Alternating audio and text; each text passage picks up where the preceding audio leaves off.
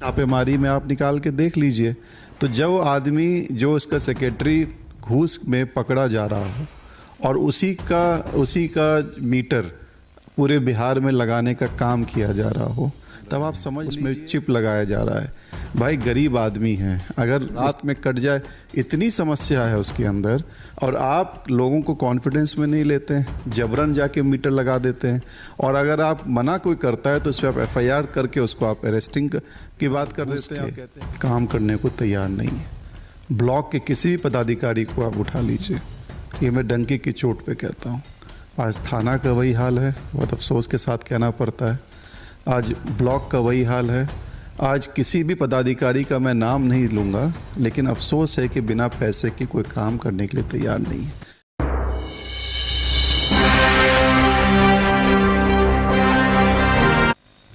नमस्कार, बिहार मिथिला न्यूज में आपका स्वागत है। मैं हूं मनोज। और सुरक्षा की बात हमने की कि देखिए 70% लोगों के यहाँ 80% स्मार्ट मीटर लग गए हैं। वो लोग ने इनकार किया तो उन पर दबाव डाला कि आप लोग पर केस हो जाएगा। गांव के लोग अभी भी उसको हटाना चाहते हैं। इसके लिए कोई लड़ाई नहीं लड़ रहे उनके लिए। अगर नहीं लगाए, जो बिजली विभाग के अधिकारी हैं वो नहीं लगाए, तब जीत होगी उस कैंडिडेट की, या फिर कैंडिडेट के बारे में लोग सोचेंगे कि ये नहीं लगना चाहिए। लेकिन 80% घर में लग चुका है और धीरे धीरे दबाव डाल के लगवाते जा रहे हैं लोग के विरोध के बावजूद। देखिए, हम लोगों ने विधानसभा के अंदर हो, विधान परिषद के अंदर हो, हर जगह सदन के बाहर हो, सदन के अंदर हो, हम यहाँ जनता के लिए इस मुद्दे को लेकर के हम लोग हमेशा प्रोटेस्ट किए, सरकार के खिलाफ गए कि भाई ये जो आप स्मार्ट मीटर लगाना चाह रहे हैं, किस बुनियाद पे आप लगाना चाह रहे हैं। एक तरफ इन्हीं का आईएएस अफसर ईडी के शिकंजे में आता है, उनको अरेस्ट किया जाता है, उनके यहाँ से बड़ी बड़ी लग्जरी कार मिलती है, पैसा मिलता है। ये हम नहीं कह रहे, तो बिहार सरकार का अभी आप पहले की छापेमारी में आप निकाल के देख लीजिए। तो जो आदमी जो इसका सेक्रेटरी घूस में पकड़ा जा रहा हो और उसी का मीटर पूरे बिहार में लगाने का काम किया जा रहा हो, तब आप समझ लीजिए जो आज जो हालात बन रहे हैं उसमें चिप लगाया जा रहा है। भाई गरीब आदमी है, अगर उसके पास आज 100 रुपये का बिल आपको पहले आता था, अब कितना बिल आ रहा है वो तो खुद जनता बताएगी। कट जाएगा तो उसका रिचार्ज कीजिए। अब रिचार्ज करने के लिए एक एजेंसी को आप बुलाइए, उसको फ़ोन कीजिए, रात में कट जाए, इतनी समस्या है उसके अंदर। और अगर आप नहीं कहीं ना कहीं आपको तो लोगों को कॉन्फिडेंस में लेना पड़ेगा, और आप लोगों को कॉन्फिडेंस में नहीं लेते हैं, जबरन जाके मीटर लगा देते हैं। और अगर आप मना कोई करता है तो उस पर आप एफआईआर करके उसको आप अरेस्टिंग की बात कर देते हैं और कहते हैं हम बिजली काट देंगे। कभी लाइन रात में काट दे देते। कई गांव से शिकायत है कि गांव ही का बिजली काट दिया। भाई किसने आपको ये हक दिया है?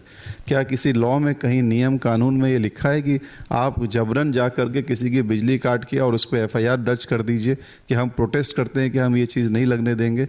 ये जबकि इससे पूरा कहीं ना कहीं इसमें घूसखोरी का मामला है, लूट का मामला है। अब लूट के मामले के सामान को आप पूरे बिहार में लगाने का काम कर रहे हैं, मतलब बल पे बल प्रयोग करके।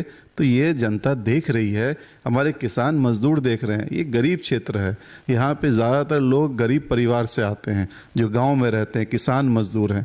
आप उस पर लाठी चार्ज करा करके आप अपना जबरन आप उसके ऊपर कोई काम कराना चाहते हैं, ये अफसोसनाक है। अच्छा, दूसरी मुद्दा वहाँ के लोगों को थी कि जो सर्वे हो रहा है, ज़मीन का सर्वे, उसमें उन लोगों का कहना था कि कई गाँव के लोग, हमने कई पंचायत कमेटी में घूमा तो उन लोगों का कहना था ये जो सीओ कार्यालय है, वहाँ के कर्मचारी हैं, वहाँ के जो वो लोग इन लोगों से पैसे भी लेते हैं, काम भी नहीं होता और लटकाए रहते हैं। ये लोग परेशान हैं सर्वे से। तो सर्वे को हालांकि भी टाल दिया गया है, लेकिन क्या लगता है कि उन लोगों की समस्या के लिए कैसे लड़ेंगे आप? हम लोगों ने धरना ब्लॉक पर में भी दिया और हमारी पार्टी ने हर ज़िला में मुख्यालय पे देने का काम किया। अफसरशाही बढ़ चुकी है भाई साहब पूरे प्रदेश के अंदर। कोई भी बिना घूस के काम करने को तैयार नहीं है। ब्लॉक के किसी भी पदाधिकारी को आप उठा लीजिए, ये मैं डंके की चोट पे कहता हूँ। आज थाना का वही हाल है, बहुत अफसोस के साथ कहना पड़ता है।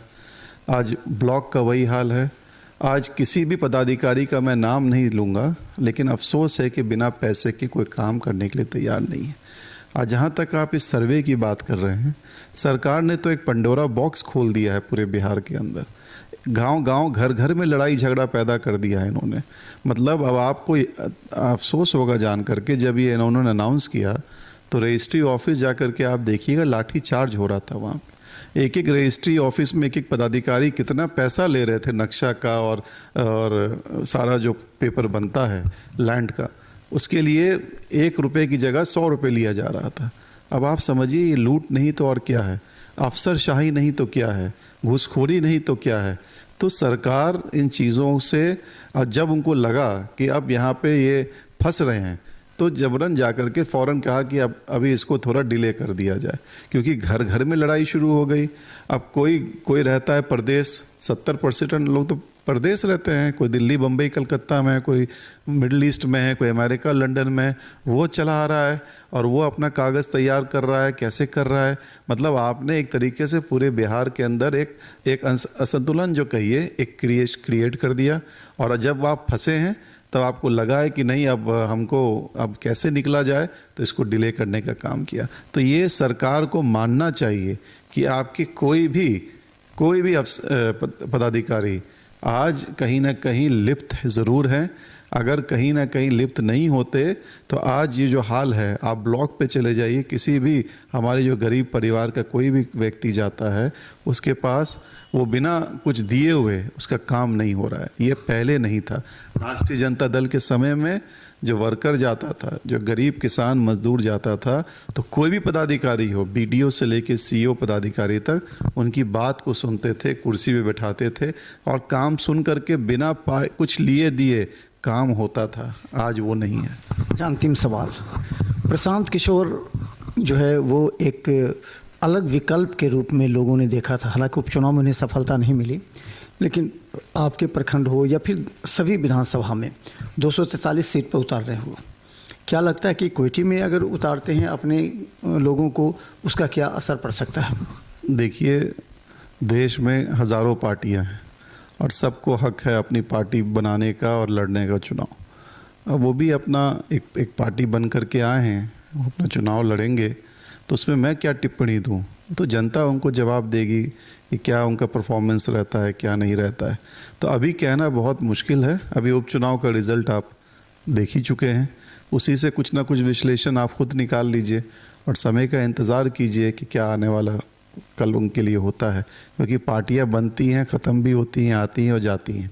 तो उन्होंने एक पार्टी बनाई है अपनी, तो स्वागत है, अपना लड़ें चुनाव। तो धन्यवाद। देखिए, कोयटी विधानसभा का जो समीकरण है इस बार कुछ अलग होगा।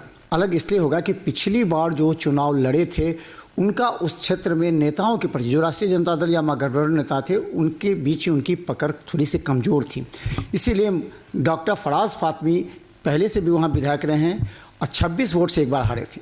तो इसके बाद इनकी चुनौती बढ़ गई है। अपने क्षेत्र की जनता को सबसे पहले इन्हें आश्वासन देना पड़ेगा कि हम आपके साथ 12 बजे रात में भी मजबूती के साथ खड़े हैं, क्योंकि वहाँ अब इस बार चुनौती के साथ चुनाव लड़ना है फराज फातमी को। और देखना यह है कि मुरारी मोहन झा के खिलाफ जो वोटर उनके हैं उनको क्या अपने तरफ वो आकर्षित कर पाते हैं, क्योंकि 6,500 वोट ही अगर ले आते हैं अधिक तो ये जीत राष्ट्रीय जनता दल के खाते में जा सकती है। देखते रहिए बिहार मित्र न्यूज़, क्योंकि कोयटी से जुड़ी हुई हर अपडेट आपको हम दिखाएंगे। धन्यवाद।